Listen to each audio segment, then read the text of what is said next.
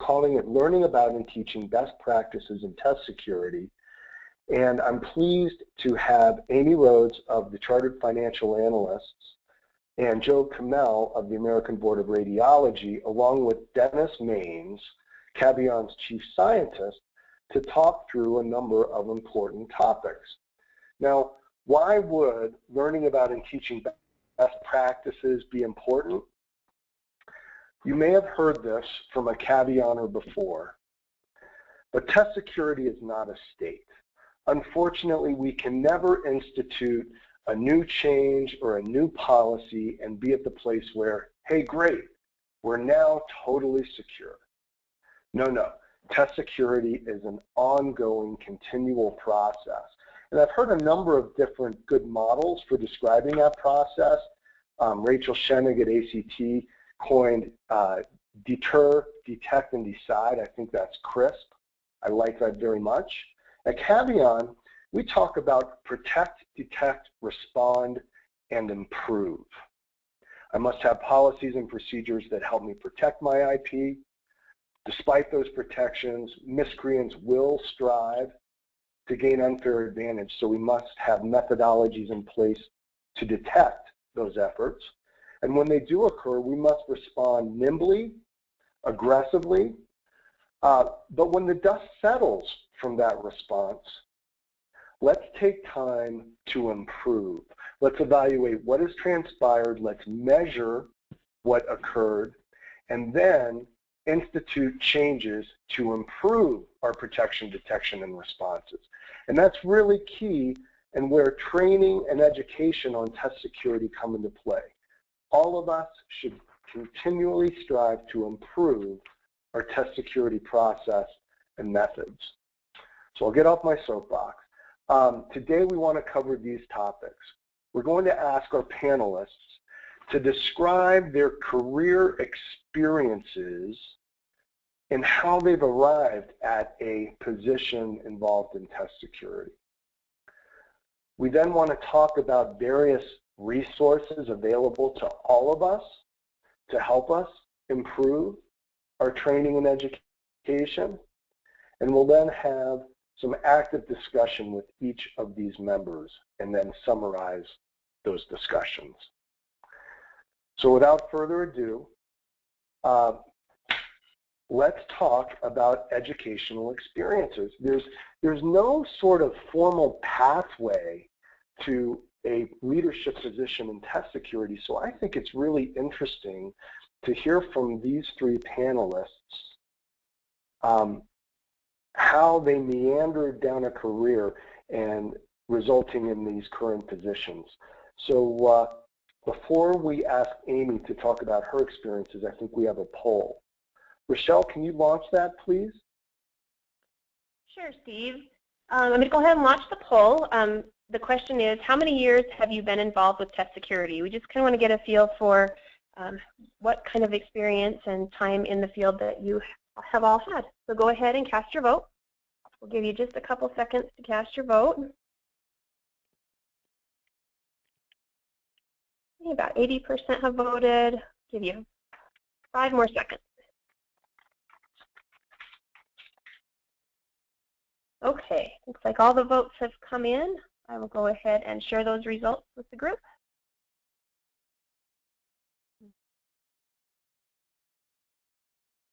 Okay, so it looks like about half of the people. Oh, go ahead, Steve. I'll let you comment on those.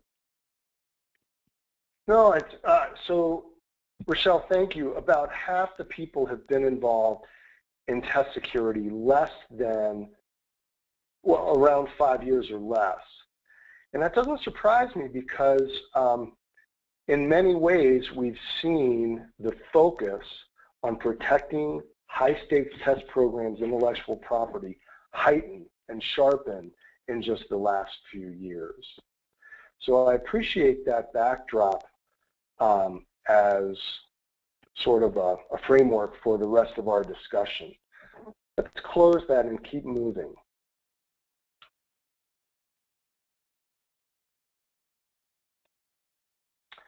So Amy Rhodes, I mentioned, she's the Director of Exam Security at the Chartered Financial Analysts Institute. And if you haven't had a chance to work directly with Amy, I recommend seeking her out at any of our industry conferences. She is a zealot in protecting her organization's IP. Amy, how did you, tell us how you arrived at this place? Sure. Thanks for the introduction, Steve. This is Amy Rhodes. I joined CFA Institute in 2008, at which point the organization did not have an exam security program. They had several security measures in place, but there was no designated person or team to oversee the security of the exams. And when I was hired, my job description was one sentence. It said, "This person will oversee the security of the CFA exam." That was it. Since then, we have developed into a team of 4 full-time staff members who oversee the security of not just our flagship program, the CFA exam, but all 3 of the CFA Institute-sponsored programs. And what you can see here on the screen is actually our mission statement. Our goal is to maintain public confidence in CFA Institute-sponsored designations by ensuring that, number 1, exam content is secure, number 2, no candidate has an unfair advantage over another, number 3, only those individuals truly qualified to pass the exam do so, and 4, the risks inherent in our exam programs are identified and addressed appropriately. Could you go to the next slide, please? I think, like everyone else, exam security is truly a field that I fell into. I'm a lawyer by education. I had served 8 years on active duty in the U.S. Army's Judge Advocate Corps. The last 3 of those years were teaching in the Department of Law at West Point. I left active duty actually when my husband took a faculty position at the University of Iowa and our family moved to Iowa City. And I was in private practice for a short time there before I realized that firm life was not what I was looking for. Luckily for me at the time, ACT was looking to replace their director of test security. And their criteria was pretty simple. They were looking for a lawyer who had experience in academia and who knew how to manage people. And I was just fortunate enough to fit the bill. I started at ACT in 2005, and I oversaw the security programs for all of ACT's resident exams and then many of their contract programs. I have to say that at the time I knew nothing about the testing world, and as many of you can imagine, I had a huge learning curve. And the folks there and many colleagues in the industry were really great about helping me along that curve. I worked at ACT for almost 4 years when I was wooed away by a CFA Institute with the promise that I could actually create an exam security program from the ground up. And that's what my team and I have been doing for the last 7 years. We now have what we think of as a vibrant, comprehensive security plan, which includes, among many things, a data forensics program, a web patrol program, a data analytics program, which enables us to track unusual candidate behavior, and a test center site visit program. So that's my story. Excellent. Thank you so much, Amy. And now, Joe, I want to put you on the spot. And for those of you who don't know Joe, he's the manager of exam delivery and security at the American Board of Radiology. Certainly a program that requires top-tier security. And if you ever get a chance to tour the facility that ABR has put together in Chicago, you'll quickly realize just how committed this organization is to protecting its IP. Joe, tell us a little bit about your background, please. So I have been, thank you, Steve. My name is Joe Kamell. I am, as Steve mentioned, the manager for exam delivery and security at the American Board of Radiology. I have been with the board since 2008. Came on, I've held a variety of different roles. Much like Amy, when it came time to exam security, ABR was a few years ago put in a very public limelight with the security issue, and the organization realized, well, we probably need to give this area a little bit more focus. So they've asked me to go into the role. And much like Amy, they did not even have a job description really for the position. They said, Joe, we need you to take this over, figure it out. We really didn't have an exam security program by any stretch of the imagination. We had a policy that was, there, but not really enforced and needed a lot of work. So since 2012, I've been working hard on developing a program for the American Board of Radiology and partnering with colleagues in the industry. And you can narrow it down to these 4 points, and you'll notice a trend here. Number one is making sure that our exam content is secure, and there's obviously a lot of details around that. Because of the delivery aspect of my role, I'm also responsible for making sure that the exams are delivered in a consistent and fair exam environment, which is why we do have our own exam facilities. In my role, I also handle all the investigations related to security issues, and that any risks identified by the ABR to our security are not only identified, but also addressed expediently. So next slide, please. Background is I actually have a bachelor's in health education and a master's in technology management. So Steve hinted earlier, there's not really a whole lot of training for exam security, and this role kind of came my way.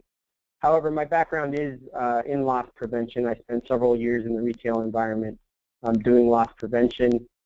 Conducted several interviews and interrogations based on shrink and loss prevention for the organizations which I worked with. And as I mentioned, as a pretty public event in 2011, we added the responsibility, or the organization added the responsibilities of exam security to my duties. And from there, from the ground up, we've built a program here. Focused primarily on the web patrolling. We've now added data forensics for our large exams. We are implementing a site visit program. And most importantly, we have a robust investigative process now. So that's my story. Steve? Joe, yeah, thanks so much, Joe. Really appreciate that. And it's interesting how different Amy and Joe's backgrounds are, and yet here is another one. And as Dennis Maynes is Caveon's mad scientist, chief scientist, and I apologize in advance for letting him explain to all of us the twisted road that Dennis has pursued in arriving at his place. Because if you know Dennis, he is always thinking about how even the most secure test program might possibly be breached. And while that exercise is incredibly important for our clients, sometimes it can be a bit alarming. One of our clients recently told Dennis he was an evil man for considering how a very secure program as his might have been breached. So Dennis, tell us about you, please. Yes, thank you, Steve. So as Steve mentioned, I'm Chief Scientist at Caveon. We started Caveon in 2003, and since that time I've been just scrambling, trying to understand security ramifications of testing programs, how to detect potential issues using statistics. I have a master's degree in statistics, and so I do a lot of these things. I talk about test security a lot at conferences, workshops, webinars like today. I've also been an expert witness, supporting different actions involving test security, and I continue to conduct research. First and foremost, it's all about clients, listening to clients and what they need and how we can help them and what we can do for them. So that's really where I've focused on test security, unlike Joe and Amy who are running programs. I have all this exposure with lots of people, perhaps not to the depths they have, but lots of breadths. Let's go forward to the next slide, Steve. So I really have worked a lot on studying what was there, doing research, trying to understand what works, what doesn't work. You know, there's a lot of things that have been proposed in the literature that don't really work that well, and a lot of things that people have developed haven't really been researched that thoroughly that work quite well. So I've presented lots of times at conferences, and so here are my favorite taglines. The answer's in the data, and you can't manage what you don't measure. So I really believe in looking at data, letting data guide you, and looking at data after the fact to improve test security also. So there's a lot that can be learned there that we often don't see. So anyway, Steve, go ahead, turn it back to you. Thanks, Dennis. We want to move to the next section, which is going to overview a number of resources that are available to us. But before we do, I believe we have another poll. Rochelle, could you launch that, please? Sure. So we'd like to hear what experiences and resources that you all have found helpful in learning about test security. And you can select more than one choice. There's 5 choices. Conferences, on the job, consultants, best practice handbooks, and networking. And we realize that's not an all-inclusive list, but kind of the top 5 that we could think of. So go ahead and take a minute and cast your vote.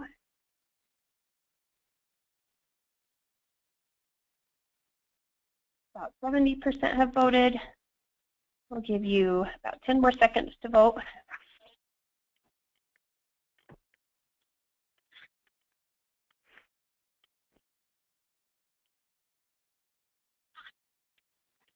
Okay, it looks like the majority of the votes are in, so I'll go ahead and close that poll. Share the results with you all. Yeah, look at that, on-the-job training. I bet Amy and Joe are both nodding their heads in agreement about that. The conferences, holy smokes, what a resource the big conferences have become for illuminating all kinds of test security, training, education, and issues. And then networking, and I know that both Amy and Joe will talk about that in just a few minutes. So I think we'll close that up and keep moving. So when it comes to educational resources, we're really in a wonderful place now compared to where we were just a few years ago. Here on this slide are a number of important resources listed.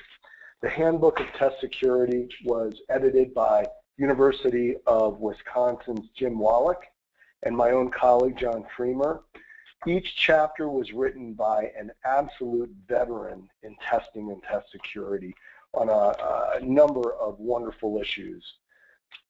If you're involved in test security in your position, we strongly recommend that you take a look at this resource. All the proceeds, none of the proceeds go to any of the authors. It was published by Routledge. It's terrific. The other one I'll mention very specifically is the CCSSO TILSA Guidebook. You can find it online for free. It was put together by a number of state assessment leaders. It has very practical exercises, examples, and references. And again, even though it was sort of designed by K-12, it's very relevant and applicable for certification as well. All of these resources can be found at the website shown here. And we're going to move on. There are a number of detailed written studies. ATP, the Association of Test Publishers, has really taken a lead position in raising visibility around test security. And a big part of that is a group of volunteers comprising from many different programs. comprising the ATP Test Security Committee. And in the last couple of years, they've published these monographs, Legal Protection for Assessment Content. Without a doubt, that is one of the most valuable resources you can find to help ensure the protection of your IP. Others are listed here. I kind of want to keep moving, but again, these slides will be available to you. There are some regularly published journals which can be filled with relevant information around test security, the Journal of Educational and Behavioral Statistics, as well as Applied Measurement and Education. And as we just saw through the poll, lots of people gain valuable information through conferences. A decade ago, not so much. It's really incredible how a primary focus test security has become for each one of these conferences, organizations' conferences, to where we now have our own conference, the Conference on Test Security, the second one listed there. This started out as a very scientific gathering of psychometricians and statisticians for psychometricians and statisticians. It's now broadened to where it's very programmatic with management focuses as well. This year's conference will occur at the University of Kansas, where Neil Kingston's Center for Educational Testing and Excellence, I think, seat in Lawrence, Kansas. We're also seeing training workshops develop. In fact, Caveon has a roadshow that we have conducted twice. We have 2 more scheduled. I think we'll probably likely see other kinds of training workshops put together, and this can be a very useful way to get a lot of exposure on a broad number of important topics. And finally, one of my clients told me about 9 months ago that, hey, I need to bring on a test security director. But Steve, I don't know what kind of background and skills that person needs to effectively manage the integrity and security of our program.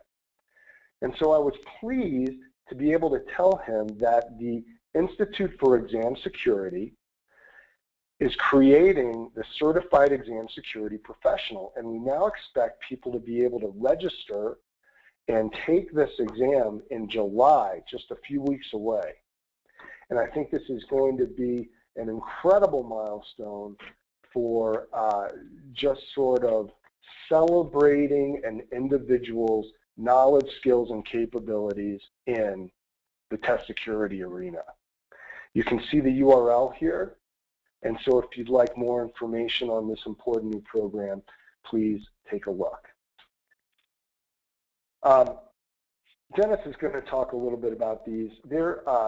We try to make useful information available every month through webinars as well as through blogs.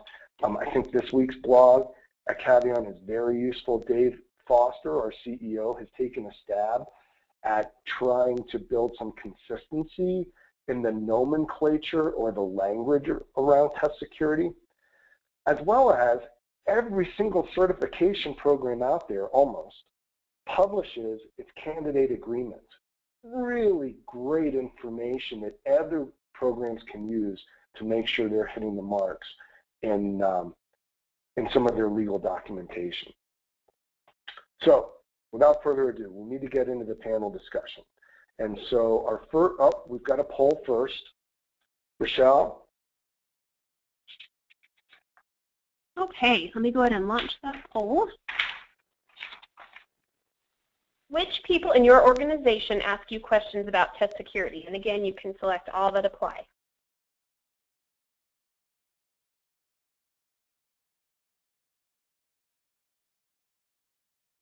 It looks like people are actively voting. Again, we realize the list is not all inclusive, but we only get so many choices on these polls, so we have to pick our favorite 5.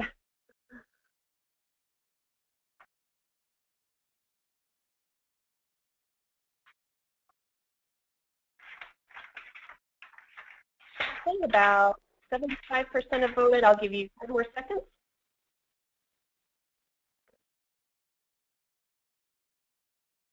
Okay, looks like the voting has slowed down. I'll go ahead and share those results. Well, what's interesting, it's a pretty almost even spread, except for loss prevention specialists. But it's not surprising to me that questions are fielded by managers, attorneys, public relations, and investigators. In my mind, Rochelle, what that does, it demonstrates how the breadth of impact test security has within a program. And so let's close that up, please. Thank you, Rochelle. And the first question I want to ask our panelists is, how do you stay current with test security developments and ideas? Amy, can you respond, please? Sure. I think for me there are essentially three big sources of information. The first, as Steve mentioned, is conferences.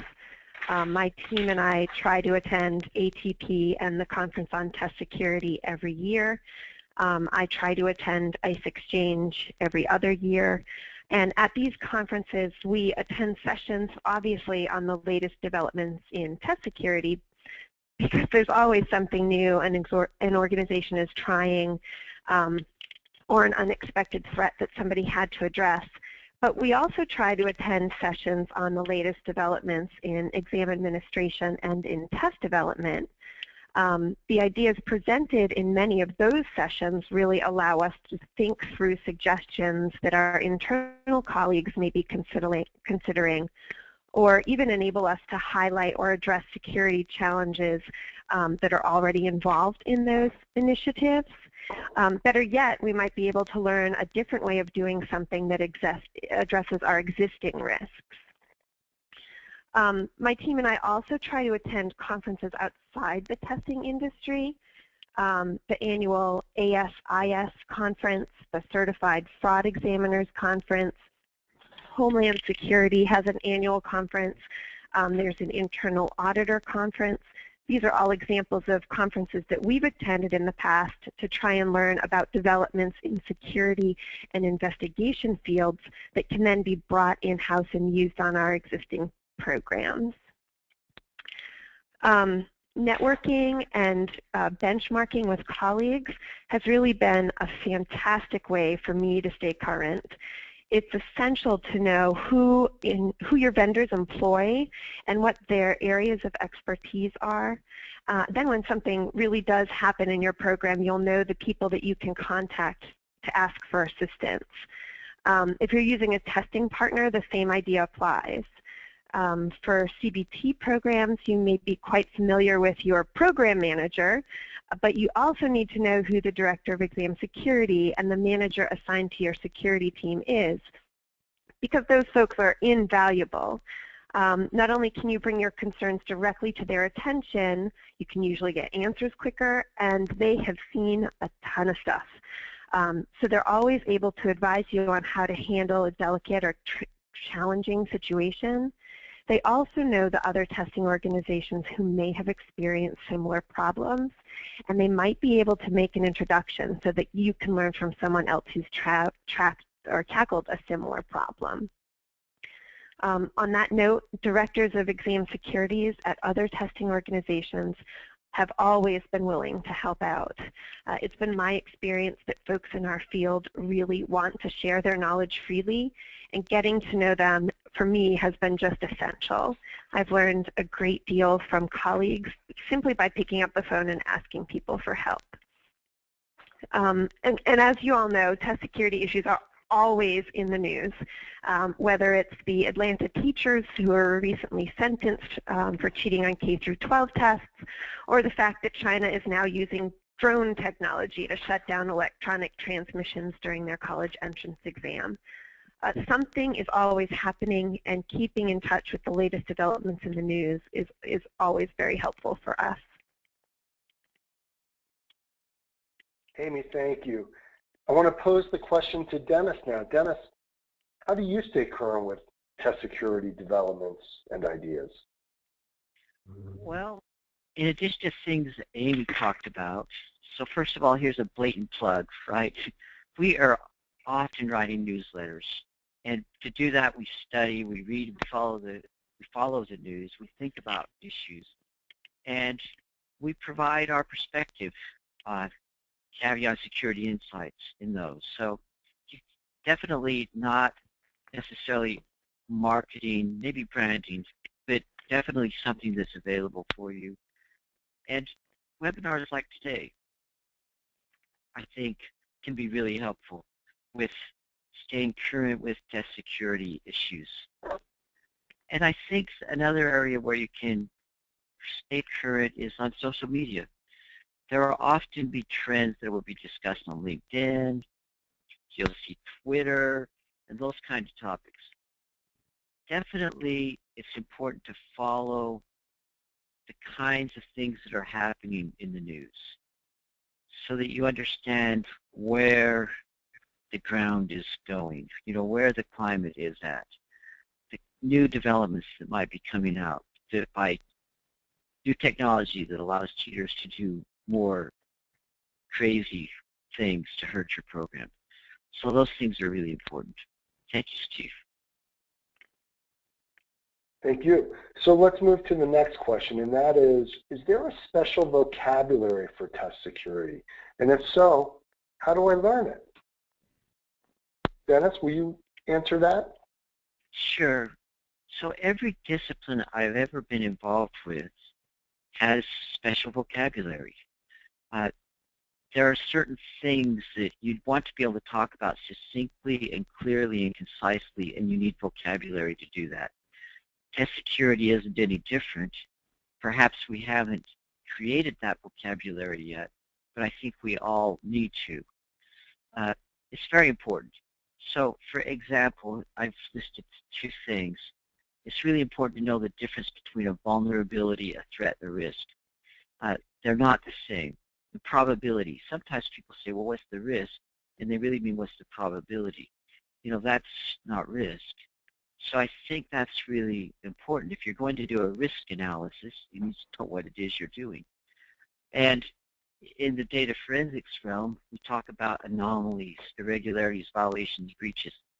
Those are not the same thing. They all have a different specific meaning. So there are other parts of the vocabulary that are also very important. And I think you need to be able to talk about loss. Test security is all about loss. The liability that an organization has when security is breached, the kind of loss that happens when individuals are certified, they shouldn't be certified, what happens to your organization when the questions are stolen. It's all about loss and dealing with loss in some way, either preventing or mitigating loss.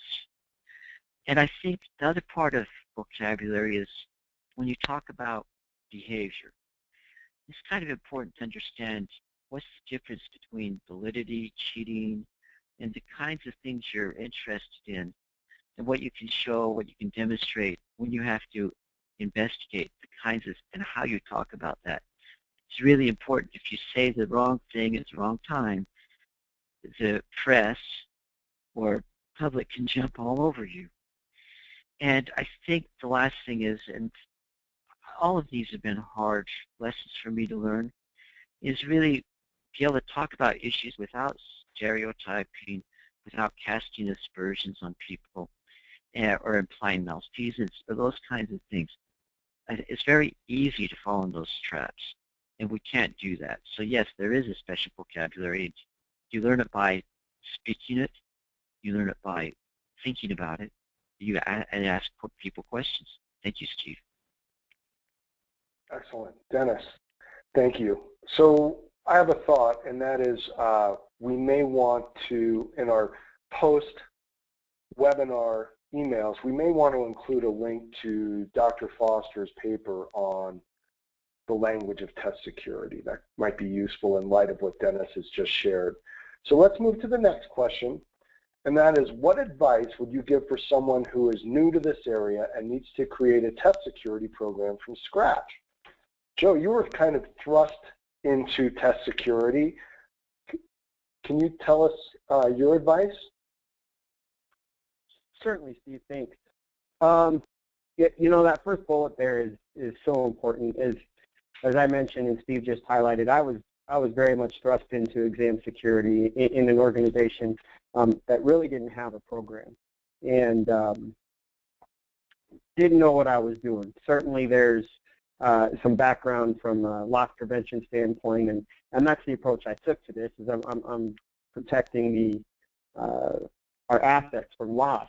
But it's different when you're talking about intellectual property versus an electronic device. So I had to take a step back and think about how to take this approach. And the first thing I did was pick up the phone. Network is so important.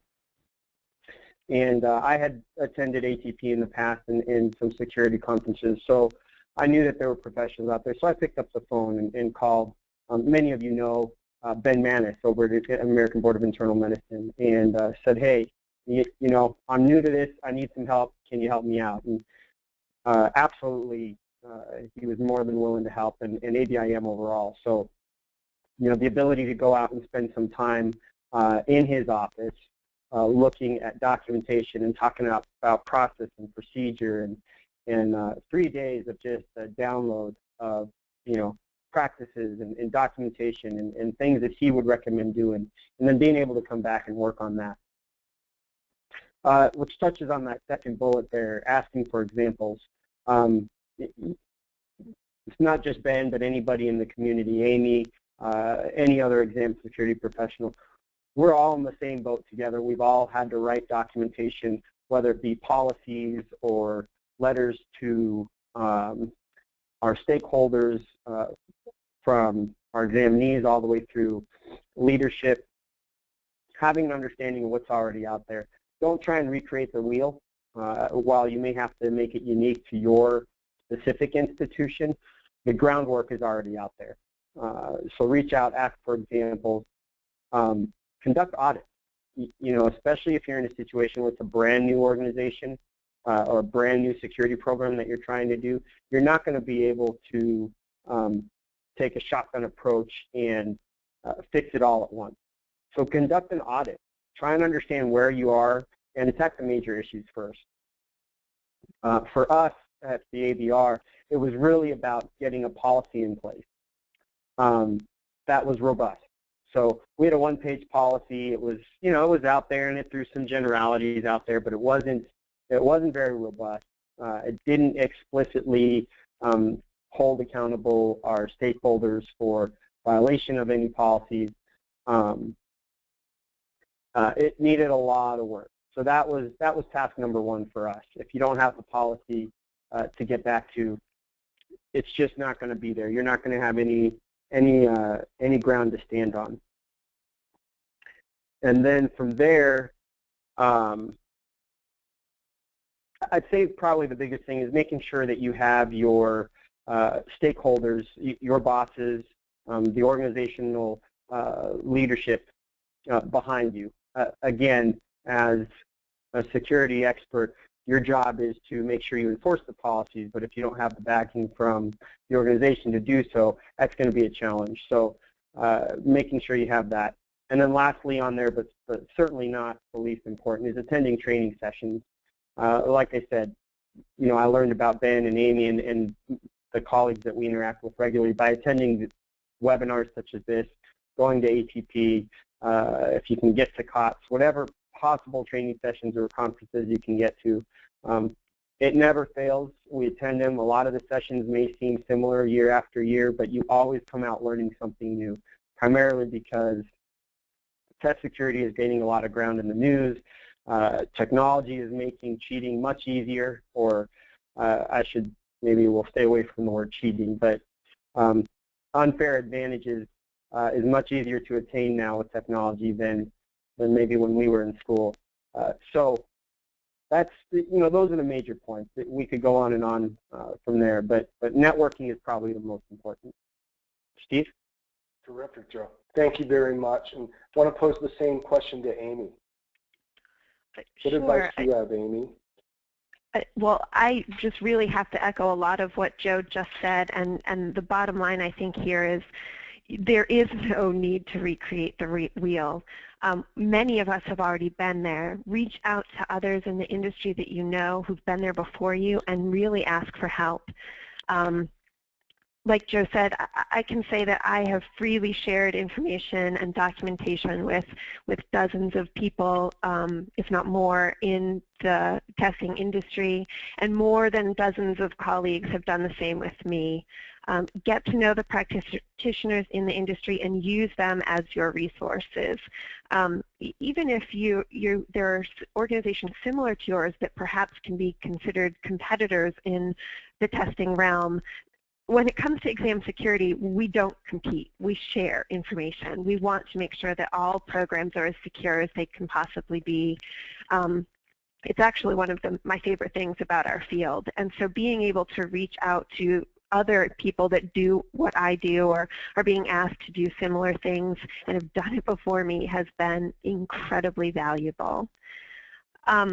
Also, to mention something Joe brought up, I can tell you that before my position was created, my organization had contracted with a vendor to conduct a security audit of our program, and that audit actually provided a list of things that needed to be put into place for our organization to address the risks associated with our program. That audit also recommended a designated person to oversee the security program. So that's actually how my position was created. And when I came on board, I was then able to use the recommendations from that audit to decide how to go about building our program. So that was really very helpful. Instead of hiring a vendor to do that, I've seen some organizations actually take a similar but different approach.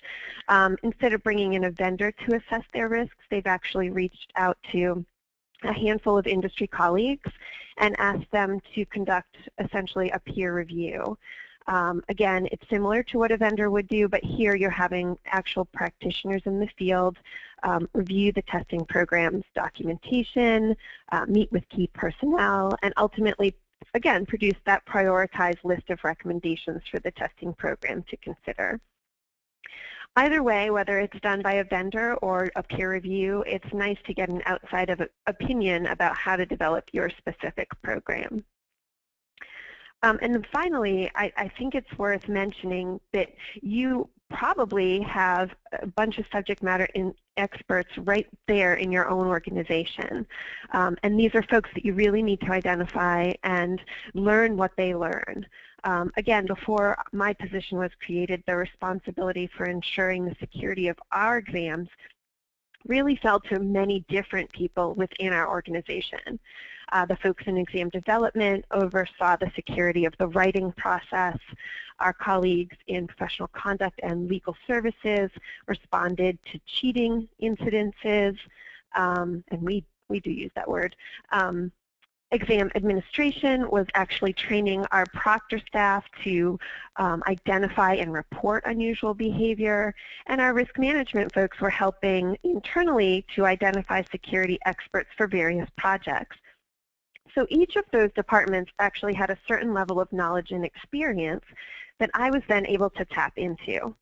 And our security plan certainly looks much different today than it did 8 years ago, but with those departments playing an informative and functional role in its development, it really did influence what that plan looks like today.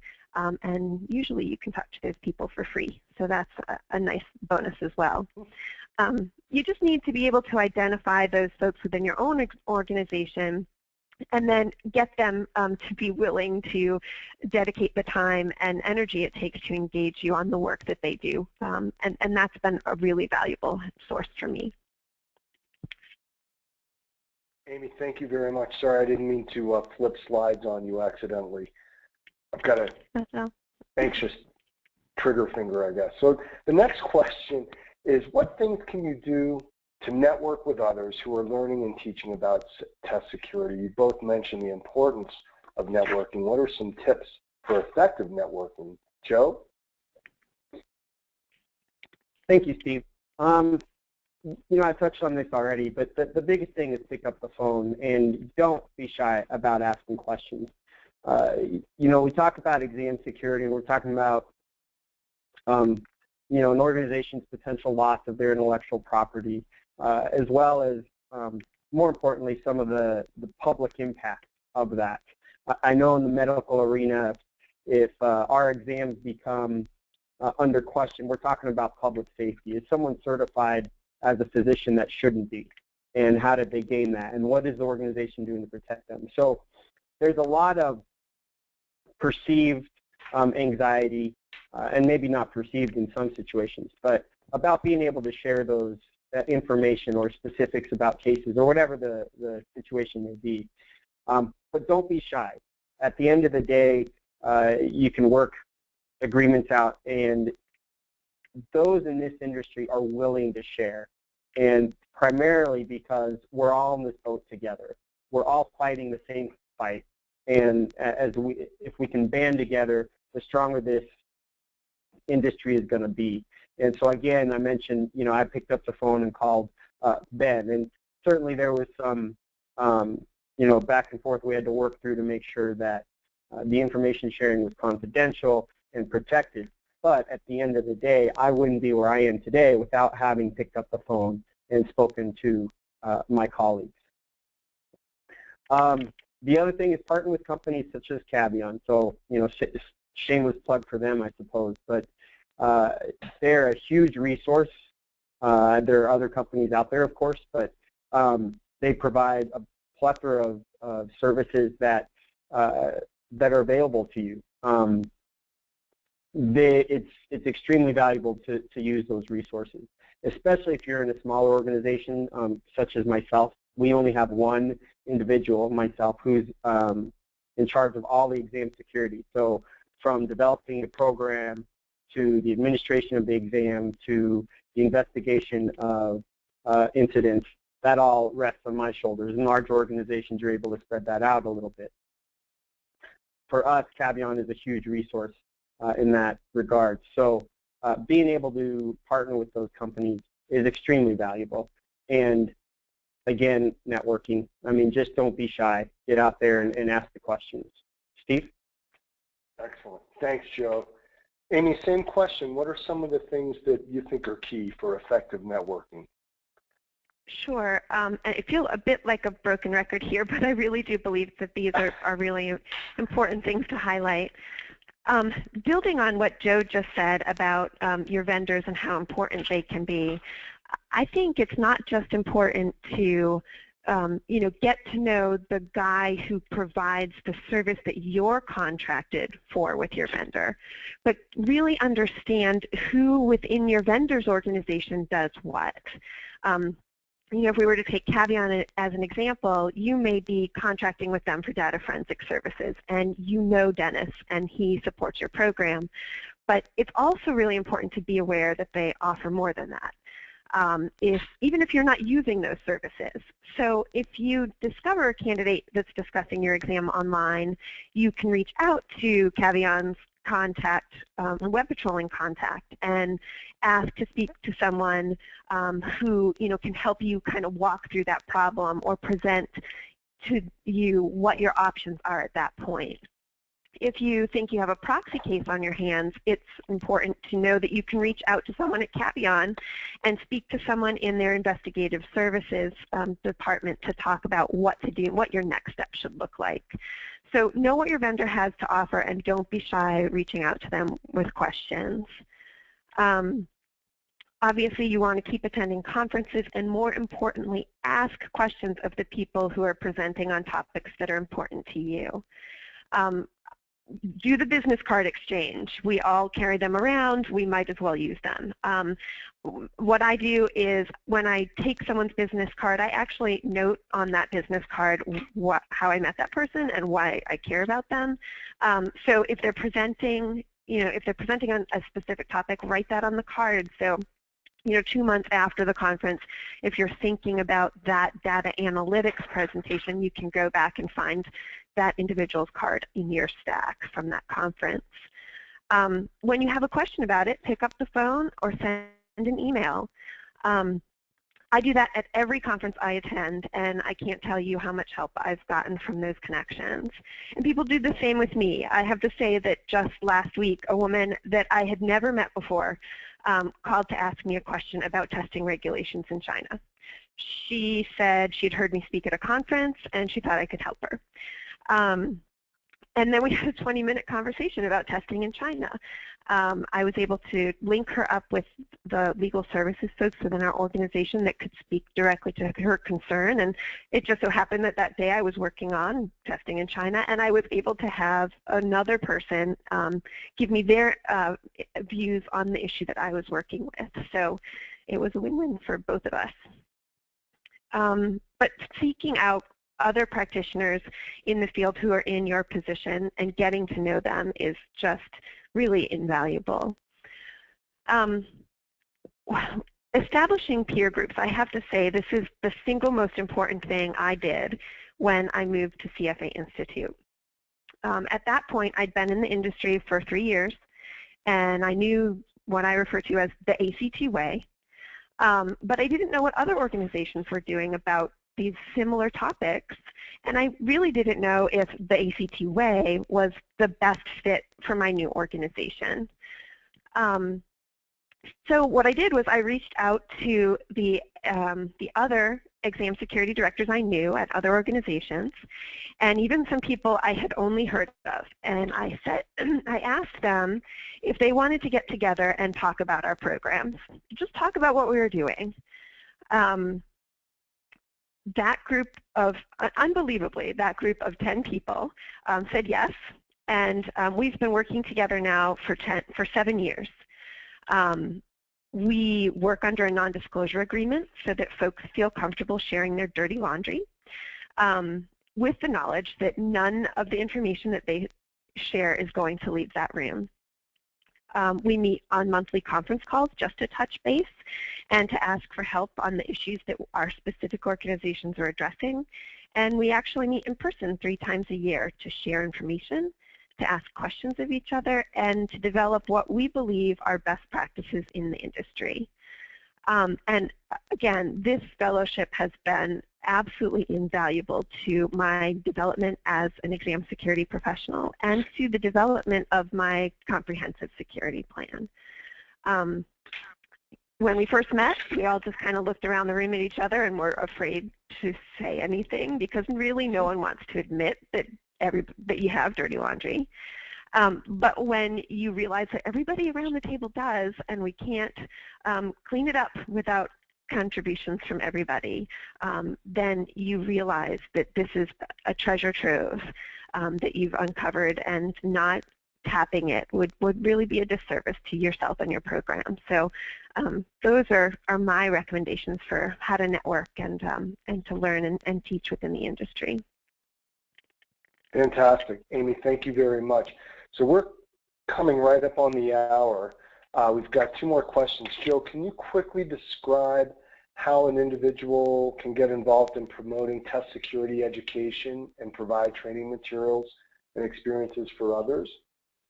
Sure. It's right there on the slide, the 2 main bullets. Be willing to speak up and share your experience. Every testing program is unique, so while we're all in the same fight together, there's nuances to our programs. I don't test internationally, so while we never will, learning from Amy on some of the nuances and listening to her speak at conferences about that is invaluable for my own experience. So be willing to speak up, share your experiences, and be willing to learn. And then regardless of expertise, there's always an opportunity to learn from others. So while my background didn't come from test security, I can certainly share information about interviewing and interrogations when it comes time to sit down across from an individual in question, while at the same time I can learn from others on policy writing, for instance. So don't be afraid. Just get out there and speak, and you will find out that everybody in the industry is willing to help. So we call this learning about and teaching best practices, but we should have just called this test security networking, because that's really what it sounds like it comes down to. Our last question, I'm going to pose this to Dennis. What's been your biggest challenge and how have you handled it with regard to test security education? Thanks, Steve. So I think for me, the biggest challenge has been education, right? Learning myself and from others what really constitutes a complete comprehensive security program. You know, there are no textbooks, there are no college courses to say, here are all the things that should be involved in it. I've spent the last 8 months writing this workshop to cover and describe what is a comprehensive test security program, all of the elements. And I think the challenge also is the field is still developing. So I read a lot, I think a lot, I read about other disciplines. I went to a conference, International Conference of Forensic Inference and Statistics. This held 3 times a year. I was there in Netherlands last year, talking about these issues, finding out what people are doing in other areas, in the law and other areas about inference and statistics. So all those things are really important, and those are the big challenge I see. Thanks, Steve. So we have a little bit of time for questions. We went a little bit longer than we typically do, but if you have a question that you'd like addressed and you're able to stay a bit longer, we will do our best to accommodate those. And so, Amy, this is an interesting one. It's more of an observation than a question, but it's talking about how computer adaptive testing, CAT, may be the most secure method of exam administration, but that's not really an option for CFA. It's not. We test about 250,000 candidates globally. Our exam is 8 hours long, and we have a significant number of candidates in the APAC region. Our exam is paper and pencil. When we think about moving to a computer-based model, we are stymied because we don't have a testing partner or know of a testing vendor that can offer a brick-and-mortar center to candidates where our candidates are testing.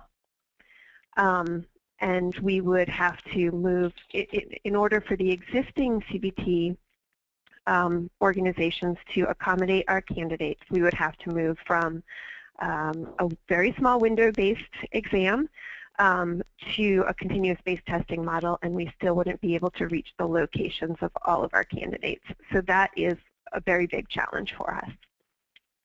It's interesting. To Joe's point, every program's unique, and what may work for one may not work for another. But having exposure to all of these nuances can be very important. So we're now up on the hour, and we always strive to keep these right at 60 minutes or less. So without further ado, I want to thank our panelists, Amy Rhodes, Joe Kamell, and Dennis Maynes. And really, what this session is all about is we have to continue to learn, and we need to be willing to share and learn from others. Now,